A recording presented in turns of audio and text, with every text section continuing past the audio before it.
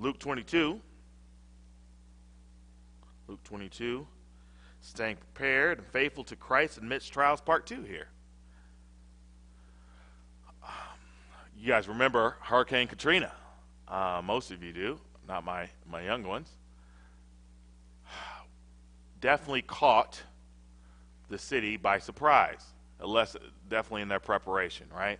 Levees broken, things that they are prepared for now was not in place. People did not listen to warnings and did not get prepared, and a lot of people suffered. It would have been devastating anyway, but it's more devastating because people weren't prepared. Now, because they've learned from that and they put a lot more money and investment in hurricane preparation and readiness and response. And a lot of people that have experienced, a lot of cities that experienced tragedies or could have done the same thing. One of the most amazing works of military genius is the Israel's missile defense system, funded by a lot of people and things of that, including the U.S. as well. But it pretty much intercepts most of the missiles that are sent their way, right? Just it's amazing, right? There was a bunch of missiles sent by Iran, I think it was sometime this year, and it intercepted almost all of them, right? And there's debates of whether we should support and all that and stuff, but I'm not here to talk about that debate. I'm here to say that they are prepared for onslaught. They're prepared for war. They're prepared and ready against attack. Remember how we were during COVID, right? So much preparation, right? And hand sanitizer and mask, and we did everything we can to prevent and prepare for outbreak as far as when it happened, so we wouldn't get sick. Even as churches, businesses had all these preparations. We know how to prep for physical disaster very well, don't we, when we want to. We got security systems and alarm systems and cameras and firearms and things of that nature. Many of us are willing to prepare ourselves very well for physical threats, but do not have that same urgency to prepare yourself against spiritual threats, against spiritual danger, for trials. Jesus preps his disciples for future trial and temptation. Temptations, trials, attacks from the enemy. And what we saw that, and still is kind of the main theme really in our text here, is that last time, disciples of Jesus must be prepared for various trials and continue to follow Jesus despite challenging times. And last week we saw we must be prepared to follow Jesus when we're targeted and attacked by Satan. And being prepared to continue to follow Jesus means that we are soberly aware of Satan's desire, real and present desire to destroy you. We saw that being prepared to keep following Jesus when attacked by the enemy includes taking encouragement, and this was just an encouragement part of that text, that Jesus is praying for us. The great advocate, high priest, is praying for you and me. We also saw that staying prepared and following Jesus while targeted by Satan means resisting self-righteous confidence in the flesh. We saw that with Peter, and we're going to see in a couple messages from now his failure because of his self-confidence. So we saw last week that we must follow Jesus when we face Satan's attack, but there are other hard challenges that we face in the midst in our life, in which we must continue to follow Jesus. One of those is when circumstances undoubtedly change. Sometimes that's a financial circumstance. Sometimes that's where we live, who we live with, resources, times of peace, times of trial. We must always follow Jesus even in the trials of changing circumstances. And circumstances would change in a great degree for the disciples very soon. How they would be provided for while they were with Jesus, how they were, provided for while they were with Jesus would look very different when Jesus leaves them. And we see here that we must continue to follow Jesus when circumstances change for better or for worse. Look at verses 35 and 38 with me. And he said to them, when I sent you out with no money bag or knapsack or sandals, did you lack anything? They said, nothing. He said to them, but now let one who has a money bag take it, and likewise a knapsack, and let one who has no sword sell his cloak and buy one. For I tell you, the scripture must be fulfilled in me, and he was numbered with the transgressors. For what is written about me has its fulfillment. And they said, look, Lord, here are 2 swords. And he said to them, it is enough. Jesus calls them to remember those times when he sent them on short-term mission trips. You guys have been going through Luke. There was times where he sent them 2 by 2 on those mission trips. And remember how you were provided for. It was unique, right? I told you, hey, don't bring any extra money. Don't bring any extra clothes or food, knapsacks and things of that nature. And did you lack anything? Well, no, right? God provided everything they need. God provided all they needed through the homes of people they ministered to. You didn't have to bring weapons, as you were just protected. Now, this was not the normal way people would go out, right? To go out without the money and basic travel resources. But Jesus was teaching them to depend on him in this way, in this season, and he was using friends of the ministry and people they ministered to provide everything the disciples needed. Jesus says, now, things will be different. I'm going to be counted as a lawless criminal in the fulfillment of the scripture. Isaiah's prophecy in chapter 53 will be fulfilled in me. I will be numbered with the transgressors. I will die between 2 thieves and be considered as a criminal. The thing is that hatred will not just stay with me. You will be hated and targeted as well because you're followers of me. Pastor Wade just preached from John on how Jesus told the disciples since the world hated him, they will hate them too, right? They will also hate the disciples. People will not be willing to provide for you and protect you, and you will need to have the means to support each other. Now, God is ultimately still providing. But in this season, it looks different. You will now need the regular means of provision and support. You will need to be wise and carry a money bag. You will need to pack extra belongings and make sure you have a sword in cases of protection or self-defense. Jesus' provision will come in different forms in different seasons, but ultimately, it is the Lord who provides and will provide, so still trust and follow him. God can provide for you in seasons of persecution and trial, where you do not have the jobs or resources to take care of you. Like many on the mission field who do not have the income to support themselves, God provides through his people and through other miraculous ways. That's why it's so important that we give towards missions. Right? It's one of the means that God uses to provide for people on the mission field. God will also provide jobs, work, and resources he allows you to have and steward to provide for you. If you don't know martial arts and you're in a country where firearms or self-defense in that way is not allowed, God will provide protection in as well.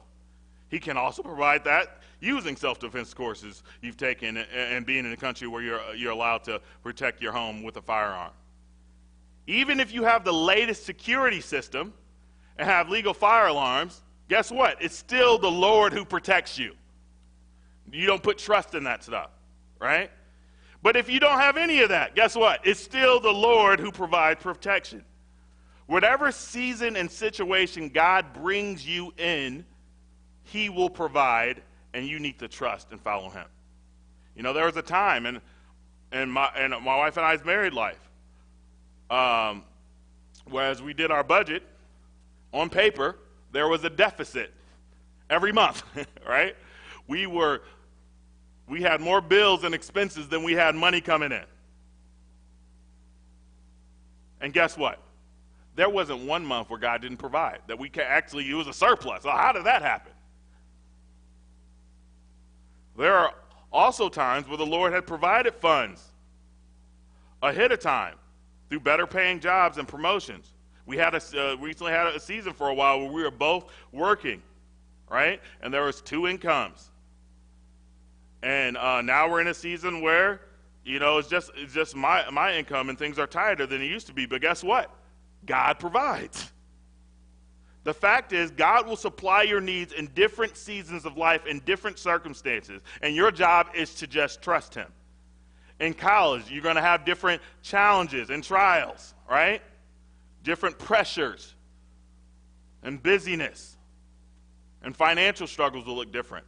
In singleness, there are different trials and challenges. In marriage, with children and without children. There are going to be times where you have great health and times where you don't. And it's a struggle. There are going to be times where you are extremely oppressively busy. And there are times when you're not. Fact is, life for you will not always look the same. For better or for worse. But you know what is the same? Who is the same? Yesterday, today, and forever? Your God. And the fact that he is your ultimate source for provision and protection. Always. Now, the disciples respond to Jesus' words here and are apparently just fixed on one part of it. The sword part. Because they're like, hey, look, Jesus, 2 swords. And Jesus quickly shuts down their focus on the swords with a quick, firm answer of, it is enough. Meaning, stop with all that talk. Enough with that already. There's debate on whether Jesus is being literal or figurative in taking a sword. I think the figurative case is very weak for a few reasons. One being, if he's literal about the knapsack and money bag, why would he not be literal about the sword? And, he doesn't rebuke them for having, swords. It was just assumed that they had swords there, and he doesn't rebuke them for that. I think he was being literal that they need it for self-defense, but it was not meant to be the focus or the heart of what he was saying.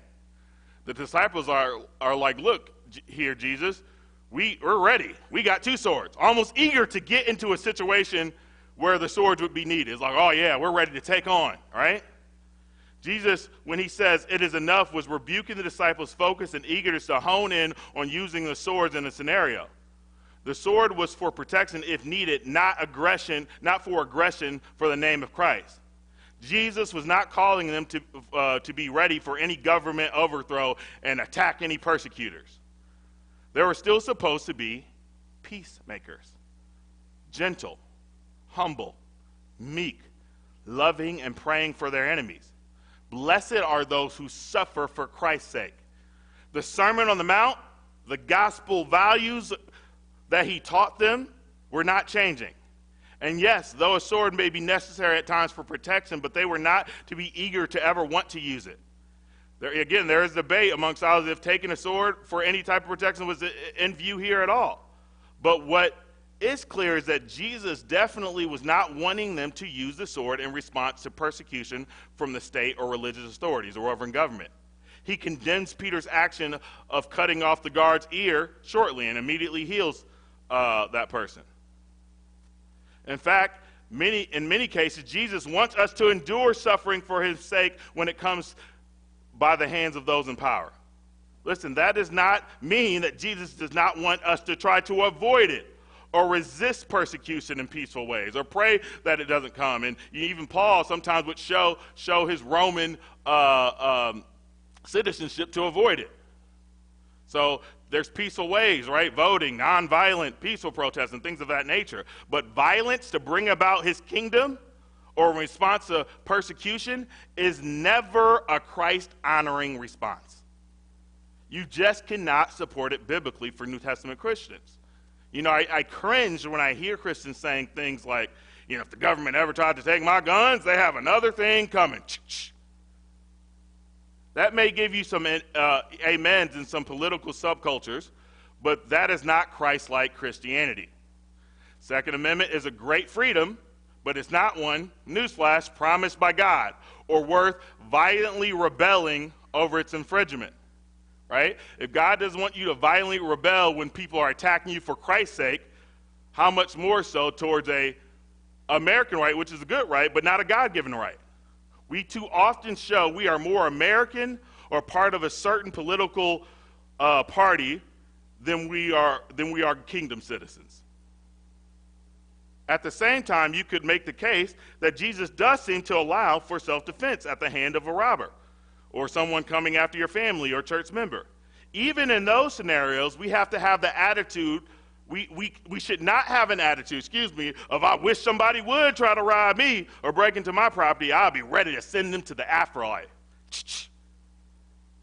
We have too many professing American Christians that seem to be too eager for the opportunity to use violence or violently protect their right to the Second Amendment or whatever the case may be, more than actually than being biblical followers of Jesus. This is an era where we must embrace and choose the ethics and culture of Christ's kingdom citizenship over our political and earthly citizenship.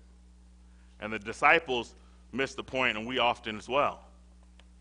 Fact is, and Jesus' larger point that disciples missed here is that life will take you through many changing circumstances, right? And they were coming for the disciples. That was coming in a real way for the disciples, all right? For us, sometimes we're going to be times of poor and poverty, sometimes of good job, bad job, no kids, rural situation, inner city, USA, forward mission field, peace, persecution. Things could change in this country in the future. Things could change for you personally. Follow Jesus despite changing circumstances and know he will provide for you no matter what, even if that provision looks different than it was before. Now, the best way to prepare yourself to follow Jesus when facing temptation and trial is through prayer. Prayer is the chief way you show you need God. And God always responds to that humility and dependence on him. That's exactly what Jesus models and exhorts his followers to do next. And that is probably one of the most, emotionally vexing, vulnerable, physically draining episodes of prayer we see from Jesus. He is about to experience the most excruciating trial, both physically, emotionally, and spiritually, a person has ever experienced, really. And to prepare himself, he wrestles in prayer with his Father, expressing his heart to him, his transparent feelings to him, and dependence on him and submission to the Father as well. And he exhorts the disciples here to pray as well. And we see that disciples of Jesus, next here we see that disciples of Jesus must commit themselves to prayer as the primary means of preparation for trials and temptation. In this passage, we learn a handful of important lessons from Jesus regarding prayer and preparation for trial and temptation. Let's look at just 39 here and 40. And he came out and went, as was his custom, to the Mount of Olives, and disciples followed him. And when he came to the place, he said to them, "Pray that you may not enter into temptation." So Jesus, as he often did when he was near Jerusalem, each day after ministering, he would draw us to the Mount of Olives with the disciple. We're going to see that in other Gospels. We know it's the Garden of Gethsemane and things of that nature. This was his pattern, and thus why it was easy. He wasn't trying to hide. It was easy for Judas and authorities to find him because this is what he did, right? He kept a regular pattern. He wasn't trying to hide from his arrest.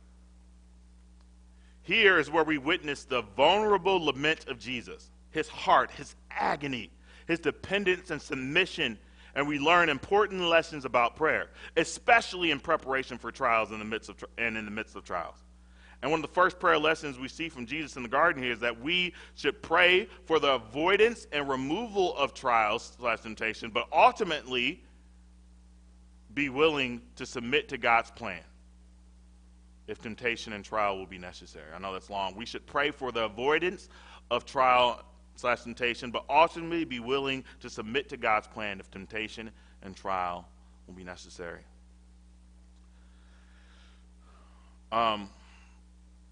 Again, look at verse 40 here.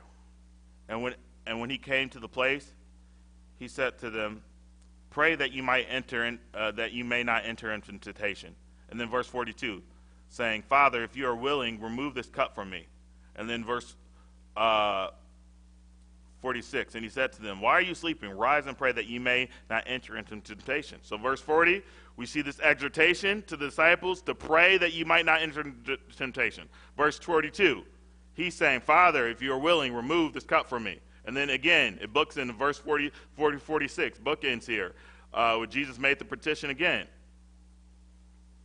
The word temptation here stresses the idea of an examination with the express purpose of producing fault in the examinee, a trial. All right? And it's clear that part of the content, a big part of the content of Jesus' prayer was that he wants the disciples to pray that they might not enter into temptation. Jesus includes this in his motto, Lord's Prayer, in a line, right? He prays that lead us not into temptation. Lead us away from difficult circumstances that would tempt us to sin. Both trial and temptation to sin is in view here. Sometimes that word could be used for either or, but it's almost like there's a merge here.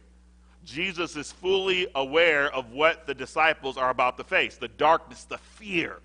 And he says, run to God and ask him to let you escape what's to come and have the power to endure through it. As we see from Jesus' prayers, the desire to escape temptation, trial, and plead for it to be removed is not sinful, but something we should do. It's natural and good. More on that later, but first let's look at Jesus' prayer showcasing this principle to a greater degree. Look at 41 and 42, the first part of 42. And he withdrew from them about a stone's throw and knelt down and prayed, saying, Father, if you are willing, remove this cup from me. So a stone's throw sounds like something we would use in America. We do anything but the metric system, but that's about several yards away, all right, enough for some privacy, but still in view and even in audible range of the disciples. Luke records that he knelt down. Mark and Matthew record him falling to the ground. It's important to know that in ancient times, Jews would, for the most part, stand up and pray and look towards heaven. And even the disciples and Jesus would pray like that at times. But Jesus breaks from tradition here, and the gospel writers emphasize, one, the burden of his prayer was so heavy, right? And he was kneeled to the ground. Luke also stresses Jesus' humility before the Father here as well, even in the posture. But Jesus prays, Father, if you are willing, remove this cup from me. Again, he prays this actually in other gospel accounts. We know that this actually is prayed 3 times. Luke economizes the account here, but he goes 3 times praying this. We know that it makes us think of Paul asking God to remove the thorn from the flesh 3 times as well. You know, there's a debate on what Jesus is referring when he's asking for the removal of the cup, right? There's a whole type of papers written on it too, and all you can spend a lot of time reading. In Old Testament, there's a clear connection with the cup and God's wrath, right? So that's definitely something that's in view here. Some argue, no, it's more of Jesus asking to be removed from the suffering that he's going to experience. I really don't think you can separate the wrath of God from the suffering of Jesus here. Jesus is asking for this cup to be removed, which is the wrath of his Father being unleashed of him that's going to cause suffering. The cup of the wrath of his Father poured out on him, for the sins of the world, which came with the suffering of physical torture. I think that's included here as well, but more the holy, sinless Son of God would be judged as sin for us. He who knew no sin would become sin for us. The holy Son of God would be judged by the Father. The holy Son of God would be judged by the Father and bear our sin. All right? Not only that, part of God's wrath here, part of this cup included him being separated from eternal fellowship with his Father as he was judged and bore the sin of the world. Right? So the eternal Son of God, forever unbroken connection with his Father in eternity past, is separated from his Father and judged as a sinner. The holy Son of God is judged as a sinner, and the full wrath of God is on his Son. We can't imagine, we can't relate to really, even the physical suffering, we can't relate to that degree, let alone the spiritual and emotional experience. This is the ultimate trial and test. And Jesus asks, Lord, remove this cup. Listen, he was not asking to forsake redemption or his mission. In his humanity, he wrestles with the Father in prayer, desiring another way for the Father's justice to be satisfied and fallen humanity can be saved, without him experiencing the full wrath of his Father and separation from him as his eternal Son. We cannot begin to understand the anticipatory agony, emotional vexation Jesus feels here. And we will see a picture of that effect of this weight of this cup had on Jesus in verse 44. But I want to emphasize here that this desire to not experience this is not sinful, but part of the human experience. It's not a sin for us not to want to experience pain and suffering of trials. In fact, we should pray that we don't. We see that Jesus alludes to at least 3 times in this text. And he says twice to the disciples, you need to pray that you escape temptation. Lead us not into temptation. Whether it be temptation to sin or painful, agonizing trials God allows us to go through, it's natural and right to say, Lord, please spare me from this experience. Lord, lead me not into any type of trying temptations situation where I could sin or I could experience this suffering and pain. Lord, please remove this from me. It is not, church, it is not spiritual to want temptation and trial to come your way. What America really needs is persecution. No. We don't want that. You should pray for its avoidance. It was a contemporary song, but I was watching this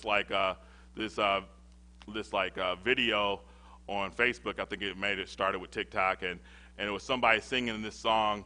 And the caption was, when you're singing a song and you realize what you're singing, and it's that song that goes, I want to be tried by fire purified, and then he puts his hand down like, wait, no, I don't want that, because it's like, do you know what you're singing? We don't really want that smoke, and that's a natural desire, and that's something we should pray for. Trials and temptations are not something we should desire, but when they do come, we should want them to produce the results that God intended them to have for us. In Jesus' case, we see the good and human desire to escape the trial, but we see a greater desire and a greater commitment to accomplish the will of the Father. What Jesus wanted more than finding another way for redemption that excluded his experiencing the wrath of God was doing the Father's will. Jesus models submission to his Father, even when the Father's will takes him away from comfort and brings him into temporary agony and pain. This is a huge part of the prayer lesson from Jesus. Although we should pray to escape temptation, trial, we have a heart and a greater desire to say, not my will, but yours be done. If temptation is part of your plan from me, I will submit to your plan over my desire. As one commentator said, a pastor, he says, true prayer is not bringing God in line with our plans, but rather submitting our plans to the Lord's designs. Folks, is that truly our heart's and deepest desire? Lord, I do not want to experience this pain, this trial and suffering. Lord, I ask you to take it away, but I want to follow your will more than my desire to get this taken away. If it is necessary for me to experience this, not my will, but yours be done. That you are glorified and your will is accomplished in life is more important to me than escaping pain and suffering of these trials and temptations in my life. Lord, your will be done. Is that our heart? We have to ask God to make it our heart. Another lesson here that's connected from Jesus' prayer here is that sometimes our prayers are answered with a no. Jesus always experienced yes from the Father, and he gets a no here. As one said, prayer is always answered, yet sometimes with a no. Listen, some of you may have been praying for years for God to remove a trial from your life. Maybe physical suffering, Maybe it's to add something. Maybe it's a relationship related. And yes, God can still say yes to that. But right now, it's a no or wait.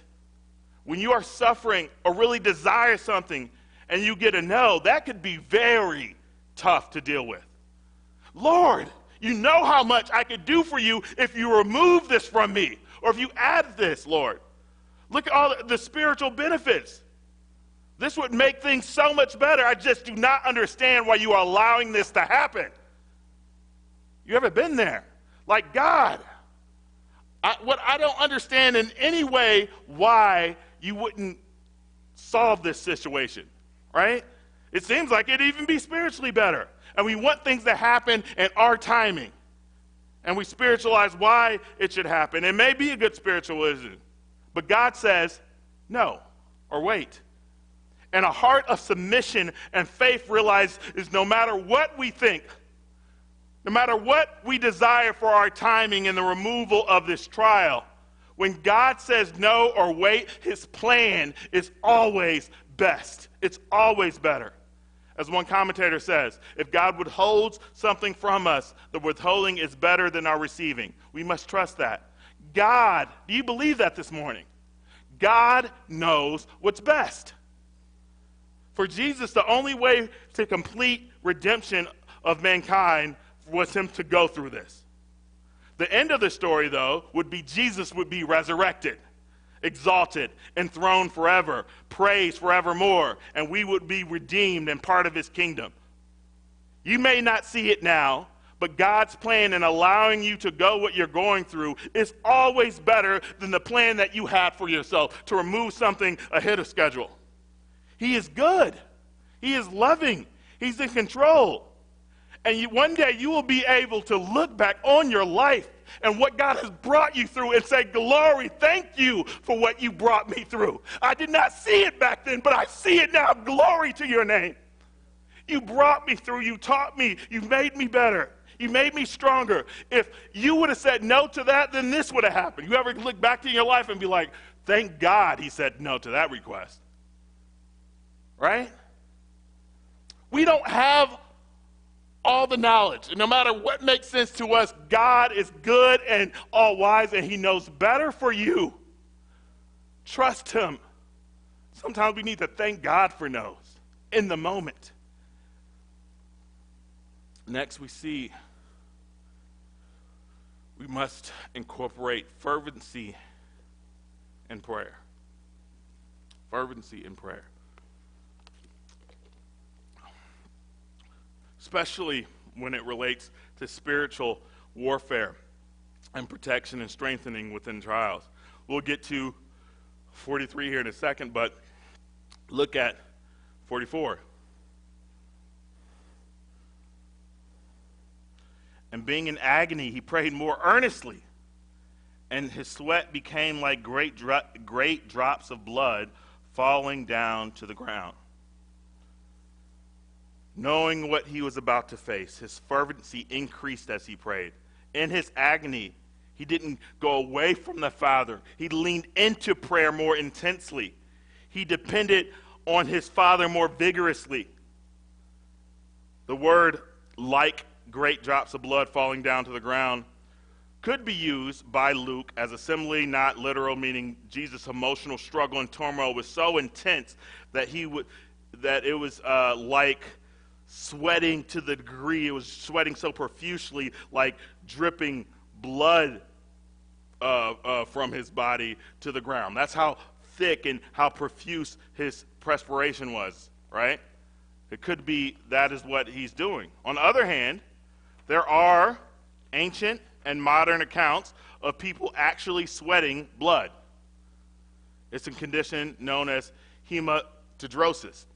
It's where extreme anguish or physical strain causes one capillary blood vessels to dilate and burst, mixing sweat and blood. Regardless of if Luke is being literal or describing comparison here, his major point is to reveal to us the great degree of emotional and physical trauma Jesus was experiencing while praying here. Many scholars say the physical trauma was so intense that he could have died before the cross. The reality of the wrath of God being poured on him was so vexing. He was really in agony and distress where you can see it in his sweat glands in his face. His heart was immensely heavy and beating very fast. He's drenched and he's looking completely unraveled here. We will never know the weight of what Jesus was feeling at this time. But we know that it was so excruciatingly painful that he was physically and emotionally shaken. Now, to be honest, it's hard to see Jesus, who has been he's the Son of God, so resolute in the face of temptation and trial, set his face towards Jerusalem.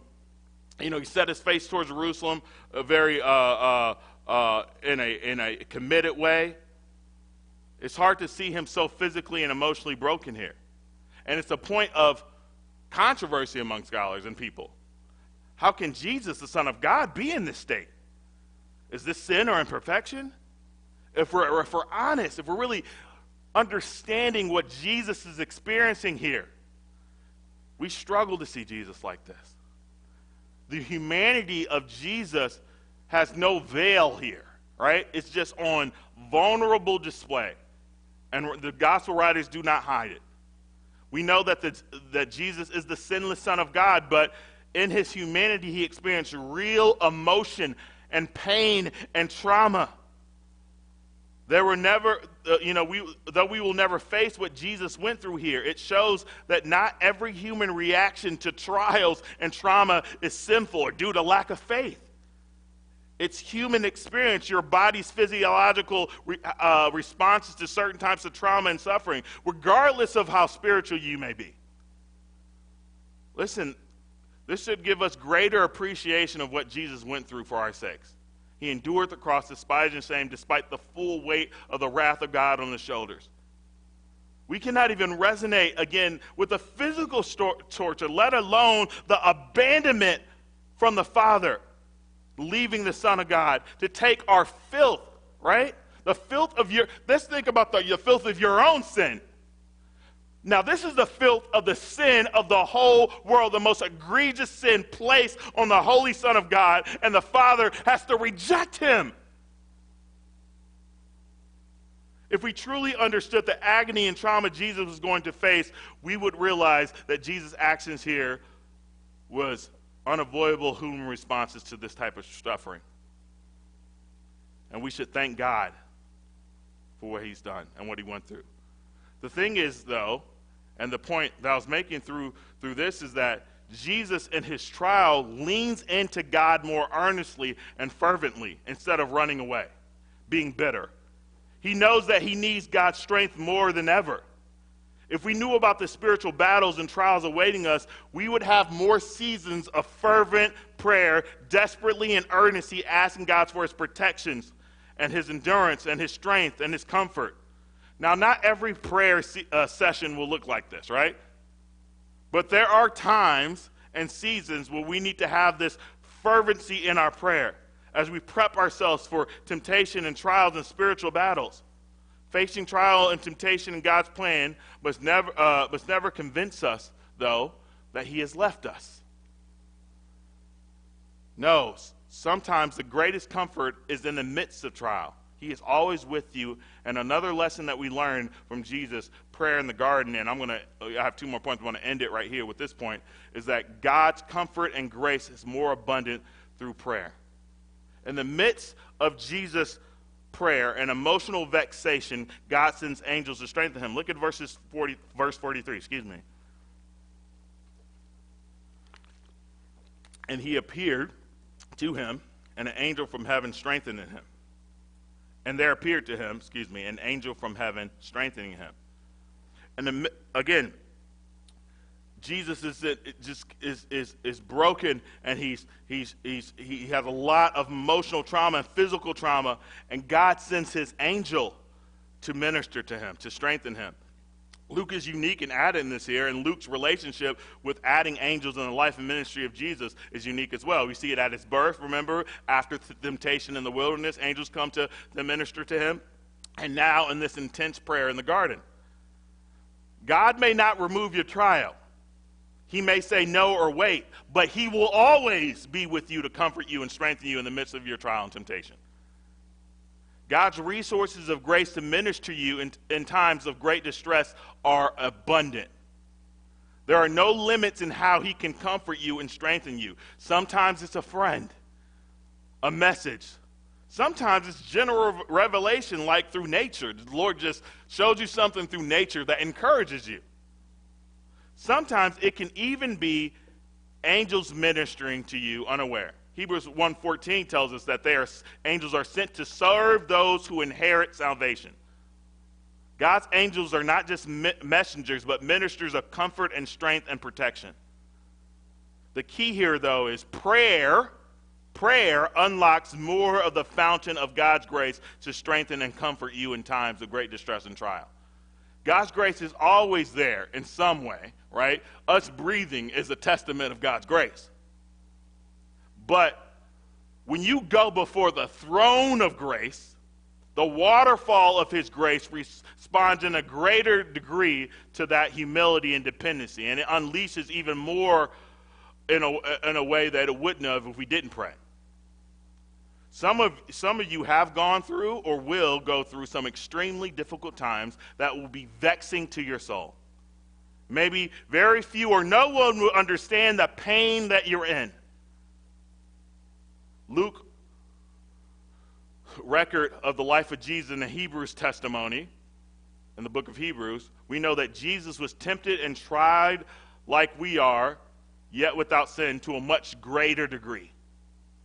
Jesus, Hebrews tells us, is fully sympathetic to your weakness and your struggle, trial, and temptation.